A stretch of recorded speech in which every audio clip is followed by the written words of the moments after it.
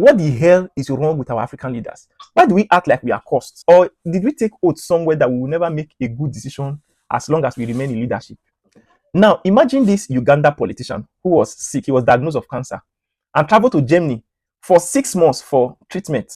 And one would think that after he was cured of the cancer, when he comes back to his country, he's going to make a good decision, like perhaps building hospital for people who have cancer challenges, maybe for at a subsidized rate, or free healthcare for people who have cancer. But you cannot imagine the decision that he took. I just want us to watch it. In November 2022, I was diagnosed with cancer of the throat.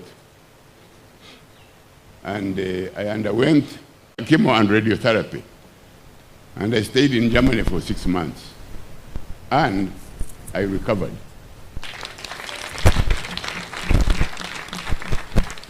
When I got up out of that nasty experience, I promised God and myself that I will build him a church in his honor. Now, can you imagine? He was diagnosed of cancer, went to Germany for treatment for 6 months.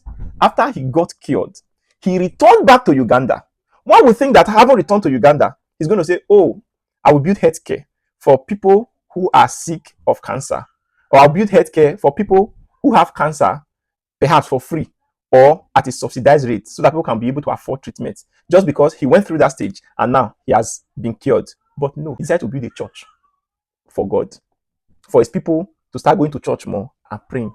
Like, so if in Germany, what they built were churches, no medical care centers that could take care of your cancer, so where would you have traveled to get cancer treatment? So if in Germany, what they were building are churches, like churches, just building churches, would you have seen anywhere to go for your cancer treatment? Like, why is it that we just lost our common sense as African leaders? Haven't got cured of your cancer. Doesn't it make sense you should build a health center or a hospital that can take care of cancer sickness in your country? Like, do we even think of humanity at all? Building a church, is that humanity enough?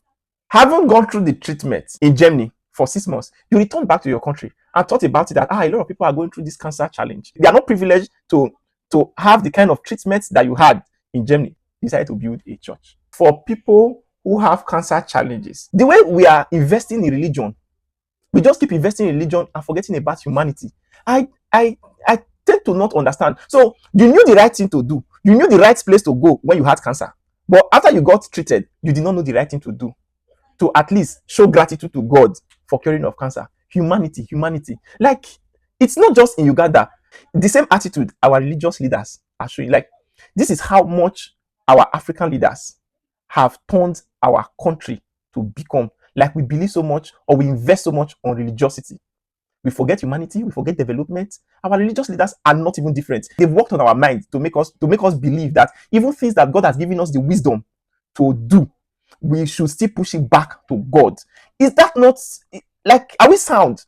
God has given us wisdom to do some certain things, but we still push these things to God. And I don't know how to express it. Just of recent, one of our big men of God announced 100 days fasting for God to intervene in Nigeria. I'm sure by now the fasting and prayer should be over. But what has changed? Like, as God intervened in the country, what God has given us the wisdom to do, we still tend to push it back to God. This is the level our religious leaders has brought us to. Just take a look at this video. You would see what our religious leaders have subjected us to. Like, over time, they've worked on our mentality over time.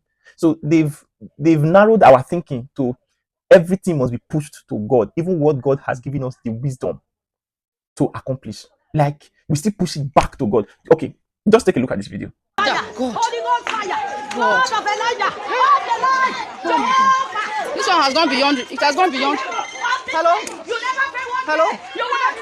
Hello, I'm listening to you. Hello?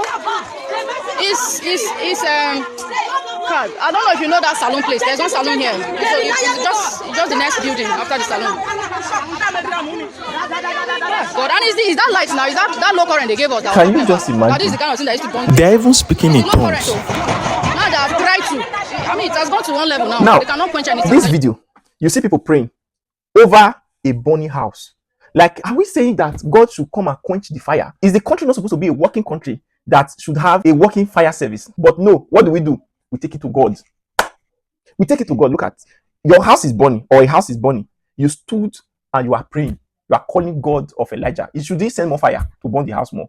I do not understand. Is it God that will come and make our fire service to work, to quench the fire? People tend to become what they hear regularly. Over time, some men of God have been working on our mentality, making us believe that everything must be taken to God, even things that God has given us the wisdom to handle by ourselves. Like, we've made the primary aim of Christianity to be prosperity or problem solving instead of salvation.